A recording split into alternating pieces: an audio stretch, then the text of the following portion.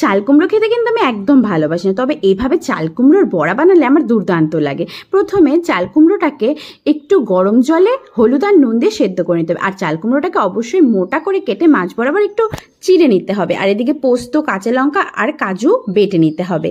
আর ওদিকে একটা ব্যাটার তৈরি করার জন্য নিয়ে নিয়েছি বেসন, নুন, হলুদ, কর্নফ্লাওয়ার। এটাকে ভালো করে ব্যাটার বানিয়ে নিতে হবে। তার মধ্যে ব্যাটারটা তৈরি হয়ে গেলে এর উপর থেকে পরে আবার পোস্ত দিয়ে দিতে হবে।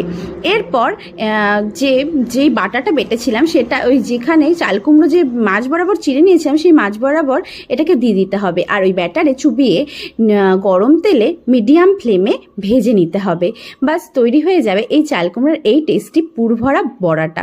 খেতে কিন্তু দারুণ লাগে আর গরম ভাতের সাথে জাস্ট জমে যায়। আমি তো চাল কুমড়ো খেতে ভালোই বাসি না, কিন্তু এভাবে বানালে আমি খুব ভালো লাগে খেতে। তোমরা কারা কারা খাও অবশ্যই জানো। ভিডিওটা কেমন লাগলো সেটাও জানাতে ভুলো না। আর ভালো লাগলে অবশ্যই লাইক করে দিও। যারা আমার চ্যানেলে আজকেই প্রথম, চ্যানেলটিকে সাবস্ক্রাইব করে দিও। টাটা।